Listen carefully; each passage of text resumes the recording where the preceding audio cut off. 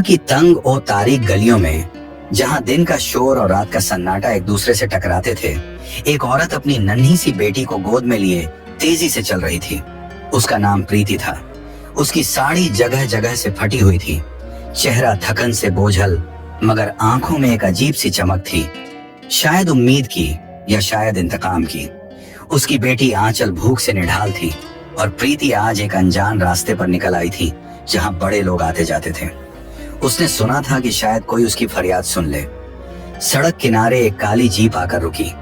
प्रीति ने हिम्मत जुटाई, आंचल को सीने से और जोर से चिमटाया और कांपते हाथों से जीप की खिड़की पर दस्तक दी। जीप में बैठा शख्स सादा कपड़ों में था, चेहरे पर गहरी संजीदगी और आंखों में थकावट। प्रीति ने उसे कोई आम सा इंसान समझा। उसकी आवाज कांप रही थी, लहजा दर्द और बेबसी से भरा हुआ था।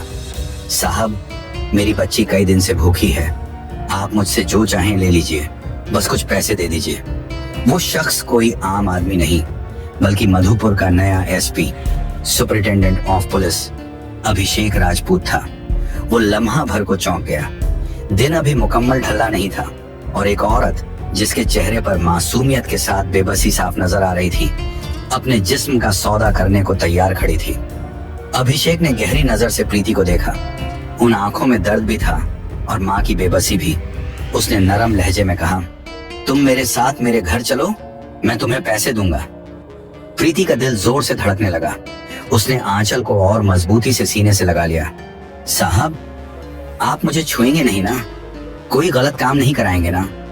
प्रीति की आवाज में शक था। अभिषेक ने हल्की सी मुस्कुराहट के साथ जवाब दिया, नहीं, मैं ऐसा कुछ नहीं करूंगा। आंचल को गोद में लिए आहिस्ता से जीप में बैठ गई। जीप मधुपुर की भीड़ से निकलकर एक सादा से बंगले के सामने आकर रुकी। बंगला बाहर से बहुत मामूली नजर आ रहा था, लेकिन साफ सुथरा था। अभिषेक ने दरवाजा खोला और प्रीति को अंदर आने का इशारा किया।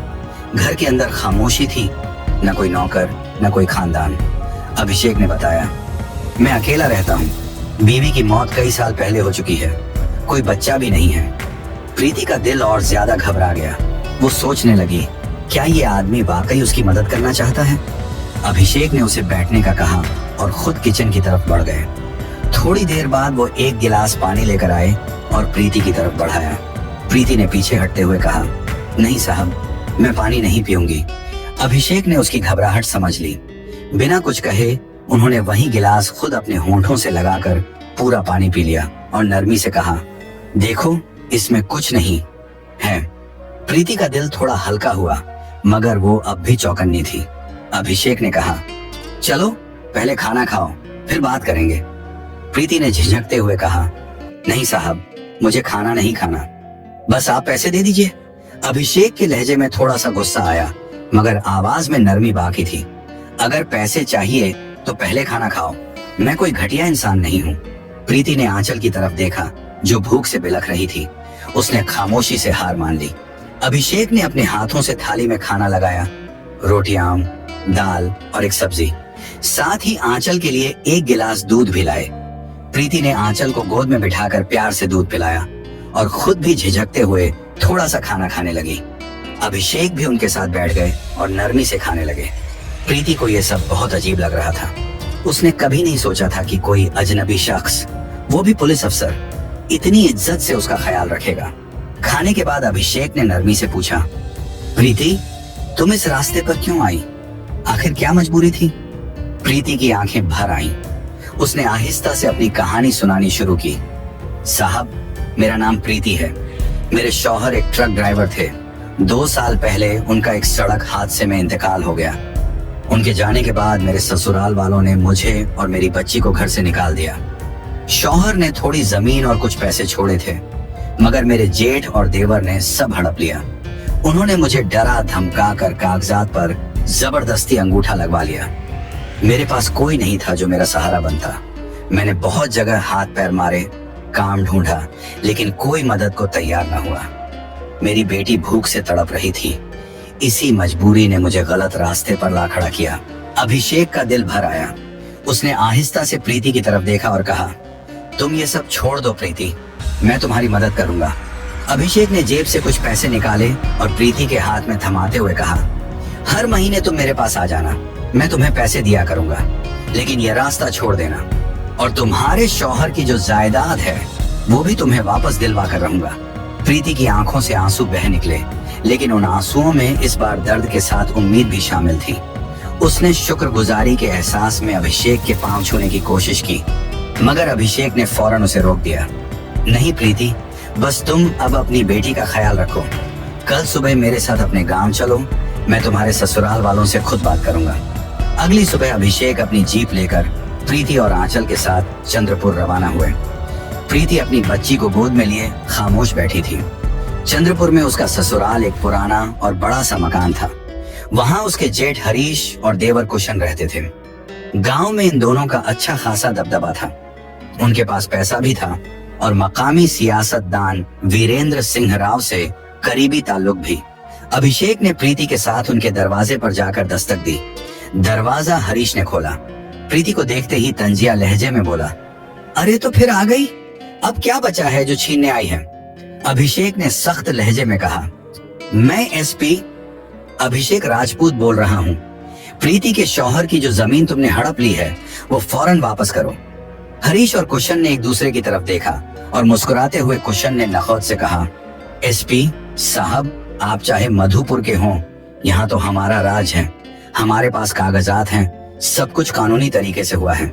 आप जो करना चाहते हैं कर लीजिए। अभिषेक का चेहरा गुस्से से सुर्ख हो गया, मगर वो खुद पर काबू रखते हुए बोला, मैं तुम्हें आखिरी बार खबरदार कर रहा हूँ, अगर प्रीति को उसका हक न दिया तो मैं कानून का सहारा लूंगा और तब तुम बच नहीं पाओगे। हरीश हंसते हुए बोला, कानून? साहब, कानून तो हमारे जेब में है। हमारे साथ वीरेंद्र सिंह राव खड़ा है, जो करना है कर लो। ये सुनकर प्रीति की आंखों में मायूसी छा गई। उसे लगा शायद वाकई उसका हक कभी नहीं मिलेगा। अभिषेक ने उसकी तरफ देखा और नरमी से कहा, प्रीति घबराओ मत, मैं तुम्हें इंसाफ दिलवा कर रहूंगा। वापसी के सफर में जीप में गहरी खामोशी थी। सिर्फ आंचल की हल्की सिसकियां फिजा में लरज रही थी। प्रीति का दिल बोझल था। वो सोच रही थी, क्या वाकई उसे कभी इंसाफ मिल पाएगा? जीप की खामोशी में प्रीति की उदासी छिपी हुई थी। अभिषेक ने उस खामोशी को तोड़ते हुए नरमी से कहा, प्रीति हिम्मत मत हारो, मैंने कहा ना तुम्हें इंसाफ दिलाकर रहूंगा। प्रीति ने आहिस्ता से सर हिलाया, लेकिन दिल में शक अब भी जिंदा था। उसने अपनी आंखों से देखा था कि हरीश और कुशन कितने ताकतवर हैं और एक अकेला एसपी वो इन जैसे असर और रसूख वाले लोगों के खिलाफ क्या कर पाएगा। मगर फिर भी अभिषेक की आवाज में जो यकीन, जो आत्मविश्वास था, उसने प्रीति के दिल में उम्मीद की एक नन्ही सी रोशनी पैदा कर दी। मधुपुर पहुंचते ही अभिषेक ने प्रीति और आंचल के लिए अपने बंगले के करीब एक छोटे से किराए के कमरे का इंतजाम कर दिया। उसने प्रीति को कुछ पैसे दिए और कहा, तुम अपनी बेटी का ख्याल रखो, मैं कुछ दिनों में दोबारा आऊंगा, तब तक तुम कहीं मत जाना और इस गुमराह रास्ते की तरफ दोबारा कभी मत देखना। प्रीति ने शुक्रिया भरी नजरों से अभिषेक की तरफ देखा और आहिस्ता से कहा, साहब, आप मेरे लिए इतना सब कुछ क्यों कर रहे हैं? मैं तो आपके लिए एक अजनबी औरत हूँ। अभिषेक ने एक गहरी सांस लेते हुए जवाब दिया, प्रीति, मेरी बीवी की मौत भी एक हादसे में हुई थी। जब मैं उसे मिला वो भी तुम्हारी तरह अकेली और मजबूर थी। अगर मैंने उस वक्त उसकी मदद न की होती तो शायद आज वो जिंदा न होती। मैंने जो उसके लिए किया वही तुम्हारे लिए कर रहा हूँ। प्रीति की आंखें भर आईं। उसने आंचल को सीने से लगाकर खामोशी से अपना छोटा सा दरवाजा खोला और अंदर चली गई। दूसरी तरफ अभिषेक जब अपने दफ्तर पहुंचा तो उसका जहन हरीश और कुशन की बदतमीजी से भरा हुआ था। वो जानता था ये मामला आसान नहीं होगा। इन दोनों भाइयों का वीरेंद्र सिंह राव से गहरा ताल्लुक था और हो सकता है कि पुलिस के कुछ लोग भी उनके साथ मिले हों। अभिषेक ने फौरन अपने काबिले भरोसा इंस्पेक्टर संजय पांडे को बुलाया। संजय एक जहीन, निडर और ईमानदार पुलिस ऑफिसर था। अभिषेक ने संजीदगी से उसे प्रीति की पूरी कहानी सुनाई। संजय ने पूरी बात गहराई से सुनी और संजीदगी से कहा, साहब, हरीश और कुशन का चंद्रपुर में जबरदस्त दबदबा है। उनके पीछे वीरेंद्र सिंह राव का सीधा हाथ है। अगर हमें प्रीति को उसका हक दिलाना है तो सबसे पहले राव के असर को तोड़ना होगा। अभिषेक ने मेज पर रखा ग्लास उठाया और उसे उंगलियों में घुमाते हुए बोला, संजय, मुझे इन दोनों भाइयों की सारी गंदगी की तफसील चाहिए। ये इतना पैसा कहाँ से ला रहे हैं? क्या ये कोई गैर कानूनी धंधा कर रहे हैं? और राव का इनसे क्या लेना देना है? मुझे इनकी हर छोटी बड़ी हरकत की खबर चाहिए। संजय ने सर हिलाते हुए जवाब दिया। ठीक है साहब, मैं अपने कुछ मुखबिरों से बात करता हूँ, लेकिन आपको भी एहतियात बरतनी होगी। अगर राव को जरा सी भी खबर हो गई कि आप उसके आदमियों के पीछे पड़े हैं, तो वो आपके खिलाफ कोई चाल भी चल सकता है। अभिषेक ने हल्की सी मुस्कुराहट के साथ कहा, साजिश वही रचते हैं जो डरते हैं संजय, और मैं डरने वालों में से नहीं। तुम बस अपना काम शुरू करो। उधर प्रीति अपने छोटे से कमरे में आंचल के साथ वक्त गुजार रही थी। कमरा सादा था, मगर उसके लिए ये किसी आशियाने से कम नहीं था। पहली बार उसे लगा कि शायद किस्मत अब उस पर भी मेहरबान होने वाली है। उसने अभिषेक के दिए हुए पैसों से कुछ जरूरी सामान खरीदा। आंचल के लिए नए कपड़े, कुछ बर्तन और थोड़ा सा राशन। पड़ोस में रहने वाली एक दरमियान उम्र की औरत सावित्री देवी, जो नरम दिल और सीधी सादी थी, पहली बार प्रीति से मिलने आई। जब सावित्री ने प्रीति की कहानी सुनी तो उसका दिल भर आया। उसने नरमी से कहा, बेटी, तूने जो रास्ता छोड़ा वो बहुत अच्छा किया। अब तू अपनी बच्ची के लिए एक नई जिंदगी शुरू कर। अगर तू चाहे तो मैं तुझे थोड़ा बहुत बुनाई का काम दिलवा सकती हूँ। मेरी बहू की एक छोटी सी दुकान है, ये काम मिल सकता है। ये सुनकर प्रीति के चेहरे पर हल्की सी मुस्कुराहट आ गई। आंटी, मैं बुनाई जानती हूँ। अगर मुझे कोई काम मिल जाए तो मैं अपनी बेटी को अच्छे से पाल सकती हूँ। सावित्री ने मोहब्बत से उसकी पीठ थपथपाई और कहा, ठीक है बेटी, कल मैं तुझे अपनी बहू से मिलवाऊंगी। प्रीति ने आंचल को गोद में उठाया। उसकी पेशानी को चूमते हुए दिल ही दिल में अभिषेक का शुक्रिया अदा किया, जिनकी वजह से उसे ये नई जिंदगी की शुरुआत मिली थी। मगर ये छोटी सी खुशी ज्यादा दिन नहीं ठहर पाई। एक रात जब प्रीति दुकान से वापस अपने कमरे की तरफ लौट रही थी, रास्ते में अचानक कुछ नकाबपोश लोग उसके सामने आ खड़े हुए। प्रीति का दिल धड़कने लगा। उसने फौरन आंचल को सीने से जोर से चिमटाया और घबराई हुई आवाज में पूछा, कौन हो तुम लोग? मुझे जाने दो। उनमें से एक नकाबपोश ने सख्त लहजे में कहा, प्रीति, तू बहुत उछल रही है। अगर अपनी और अपनी बच्ची की जान प्यारी है तो दोबारा उस एसपी के पास मत जाना, वरना तुझे और तेरी बच्ची को जिंदा नहीं छोड़ेंगे। प्रीति का जिस्म कांपने लगा, दिल धड़कने लगा, मगर उसने हिम्मत जुटाकर कहा, मैं कुछ गलत नहीं कर रही, मुझे बस अपनी बेटी के लिए जीना है।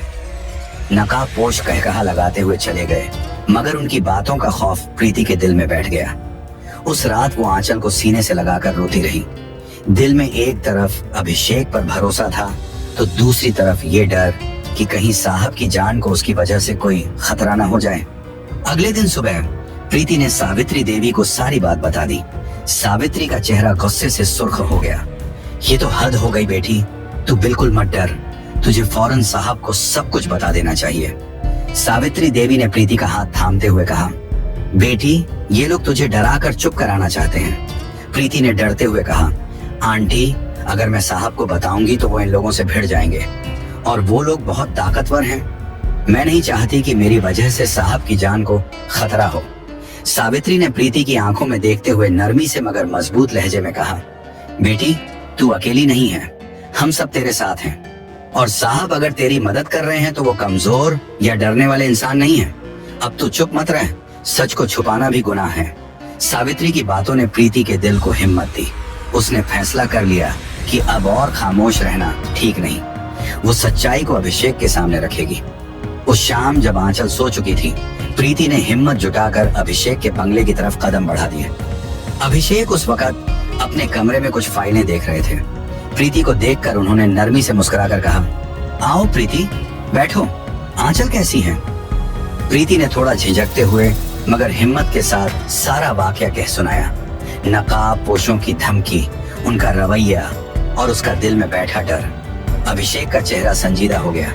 आंखों में गुस्से की चमक थी, लेकिन आवाज में अब भी सुकून था। प्रीति, तुमने मुझे ये बात बताकर बिल्कुल सही किया।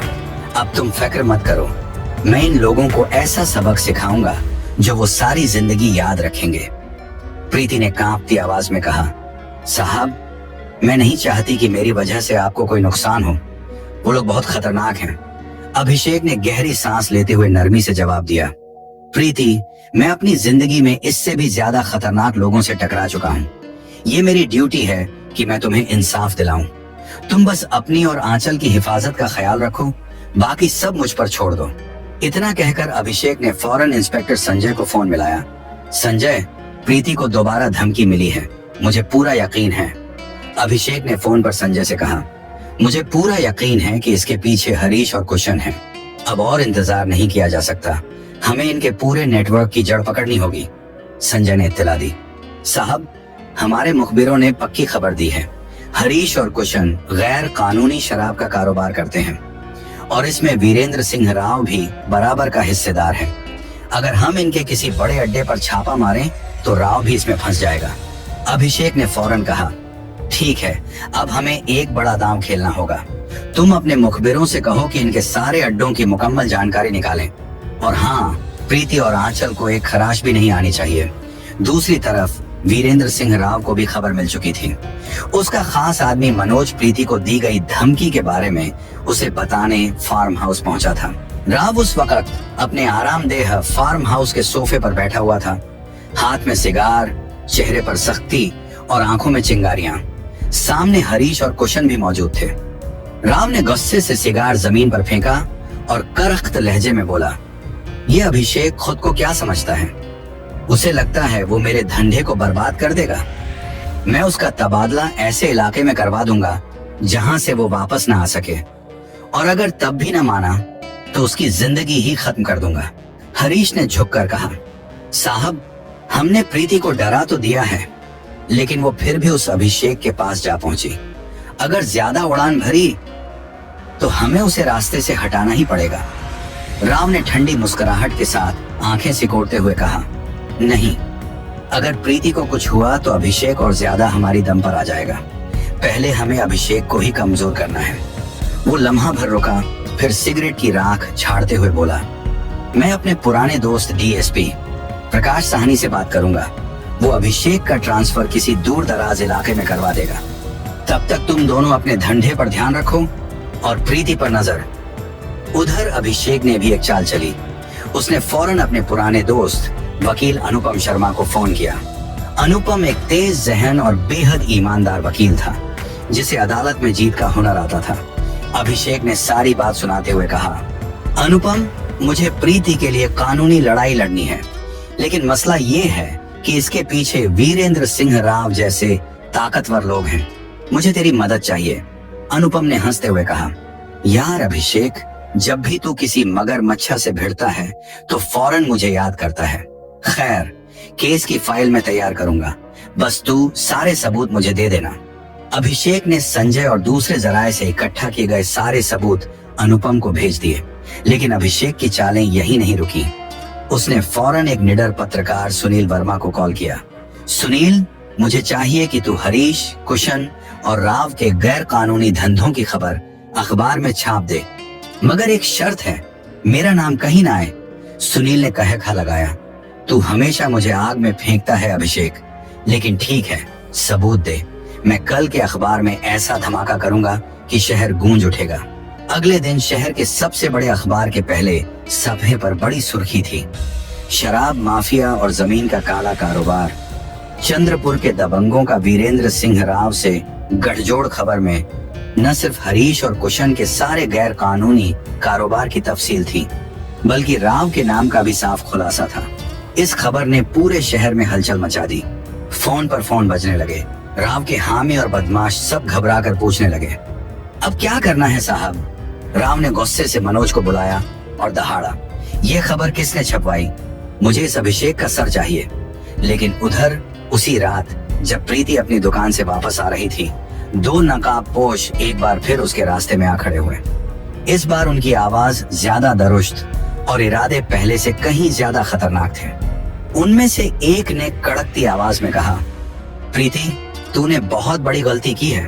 कागजात एसपी के हवाले कर दिए ना, अब तू भी नहीं बचेगी और तेरी बेटी भी नहीं। प्रीति का दिल खौफ से दहल गया। उसने आंचल को सीने से लगाया और लरजती आवाज में कहा, मैंने कुछ नहीं किया, मुझे जाने दो, खुदा का वास्ता। लेकिन उससे पहले कि नकाबपोश कुछ और बोलते, पास की गली से एक जोरदार आवाज गूंजी, रोक जाओ। ये इंस्पेक्टर संजय था।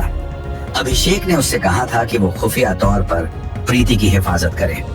संजय ने फौरन अपनी पिस्टल निकाली और उन नकाबपोशों की तरफ तान दी। दोनों भागने लगे, मगर संजय ने फौरती से एक को दबोच लिया। उसने प्रीति को तसल्ली दी, घबराओ मत, मैं तुम्हें सही सलामत घर छोड़ दूंगा। रास्ते में संजय ने नकाबपोश से तफ्तीश शुरू की और जल्द ही पता चल गया कि उसे हरीश ने ही प्रीति को डराने के लिए भेजा था। यह खबर अभिषेक के लिए एक और हथियार बन गई, लेकिन वो जानता था कि अब असल जंग कोर्ट में लड़ी जानी है। प्रीति की प्रॉपर्टी का मामला कानूनी दायरे में लाना जरूरी था और उसके लिए ठोस सबूत की जरूरत थी। इसीलिए अभिषेक ने अनुपम को फौरन बुलाया और प्रीति के पास से मिले तमाम असल कागजात उसे सौंप दी। अनुपम ने दस्तावेजात को ध्यान से पढ़ा और फिर कहा, अभिषेक, ये कागजात बहुत मजबूत सबूत हैं। इनमें प्रीति के शौहर के नाम की जमीनों का तफसीली रिकॉर्ड है, लेकिन हरीश और कुशन ने जाली वसीयत बनाकर ये जमीनें अपने नाम करा ली हैं। हमें कोर्ट में ये साबित करना होगा कि ये सब जबरदस्ती, धोखा और दबाव के तहत हुआ है। अभिषेक ने संजीदा लहजे में जवाब दिया, अनुपम, ये आसान नहीं होगा। हरीश और कुशन के पीछे राव खड़ा है और वो कोर्ट में बड़े बड़े वकील लाएंगे। हमें कोई कसर नहीं छोड़नी होगी। छोड़नी? अनुपम ने हंसते हुए कहा, अभिषेक, तुम सबूत इकट्ठा करो, बाकी कोर्ट में सब कुछ मैं संभाल लूंगा। अगले दिन मधुपुर की झीला कोर्ट का माहौल खासा संगीन था। जज साहब देवेंद्र कुमार अपनी कुर्सी पर विराजमान थे। वो अपने बेलाग फैसलों के लिए जाने जाते थे। कमरा ए अदालत में एक तरफ प्रीति, अभिषेक और वकील अनुपम शर्मा खड़े थे, जबकि दूसरी तरफ हरीश और कुशन अपने वकील श्रीकांत जोशी के साथ मौजूद थे। श्रीकांत जोशी वीरेंद्र सिंह राव का करीबी वकील था, एक ऐसा आदमी जो कानून की हर शक को अपने फायदे के लिए मोड़ने का माहिर समझा जाता था। समाअत शुरू हुई। अनुपम ने बौखार लहजे में अपना मौक़िफ़ पेश किया। माननीय जज साहब, मेरी मुवक्किला प्रीति अपने मरहूम शौहर की जायदाद की वाहिद हकदार है। शौहर की मौत के बाद उसके जेठ और देवर ने उसे धोखे से अंगूठा लगवाकर सारी प्रॉपर्टी हड़प ली। हमारे पास वो असली दस्तावेजात हैं जो साबित करते हैं कि जमीन प्रीति के शौहर के नाम पर थी, न कि हरीश या कुशन के। जज साहब ने कागजात बगौर देखे, फिर श्रीकांत जोशी की तरफ रुख करते हुए कहा, आपके मुवक्किल इस बारे में क्या कहते हैं? श्रीकांत ने एतिमाद भरे लहजे में जवाब दिया, माननीय जज साहब, मेरी मुवक्किला ने अपनी मर्जी से इन कागजात पर अंगूठा लगाया था।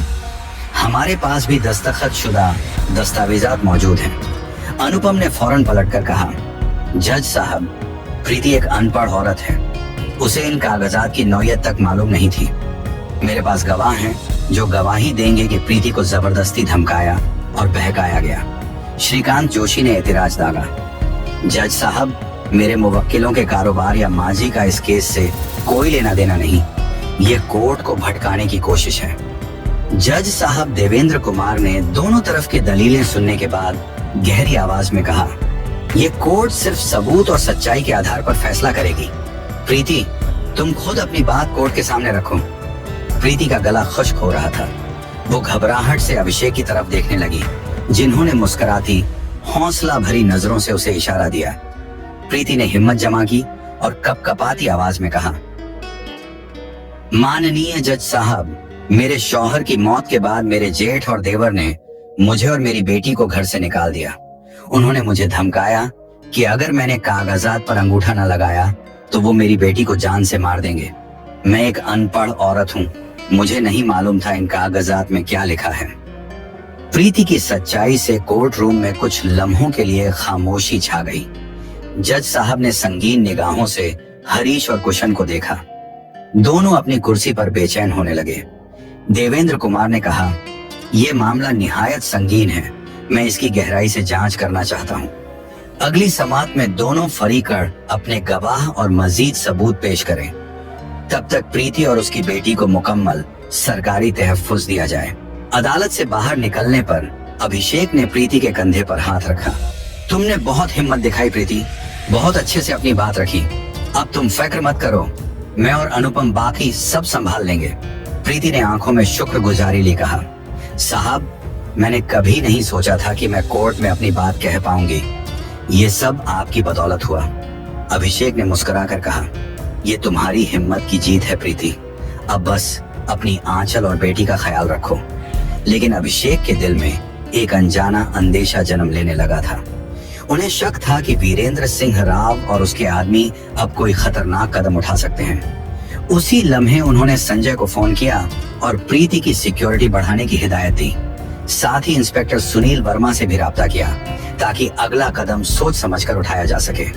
अभिषेक ने सुनील वर्मा से फोन पर कहा, तुम्हारी खबर ने राव को बैकफुट पर ला दिया है सुनील, लेकिन अब हमें और सबूत दरकार हैं। अगर तुम उसके शराब के कारोबार की कोई ठोस जानकारी निकाल सको तो हम उन्हें जड़ से उखाड़ सकते हैं। सुनील ने जवाब दिया, अभिषेक, मैं अपने जराये से मुसलसल राब्ते में हूँ, जल्द ही तुम्हें कुछ बड़ा मिलेगा। लेकिन अब अभिषेक के दिल की दुनिया बदल चुकी थी। प्रीति के लिए उसकी जिम्मेदारी सिर्फ इंसाफ तक महदूद नहीं रही थी। प्रीति की सादगी, उसकी माँ वाली मोहब्बत और आंचल के लिए उसकी कुर्बानी अभिषेक के दिल को छू गई थी। वो अब हर छोटी छोटी बात पर ध्यान देने लगे थे। जब प्रीति आंचल को गोद में लेकर नरमी से लोरी गाती, जब वो डर के बावजूद कोर्ट में सच बोलने की हिम्मत जुटाती, या जब वो अभिषेक की बातें सुनकर धीरे से मुस्कुराती, तो अभिषेक का दिल बेइख्तियार हो जाता। उन्हें एहसास हो चुका था ये सिर्फ हमदर्दी नहीं बल्कि मोहब्बत है। लेकिन अभिषेक के लिए ये मान लेना और कहना आसान नहीं था। एक नज्म और ज़ब्त वाला पुलिस अफसर जिसने हमेशा जज्बात को ड्यूटी के पीछे रखा हो, वो कैसे अपने दिल की बात किसी बेवा औरत से कहे। कई बार वो सोचते कि प्रीति से अकेले में बात करें, लेकिन हर बार उनकी हिम्मत जवाब दे जाती।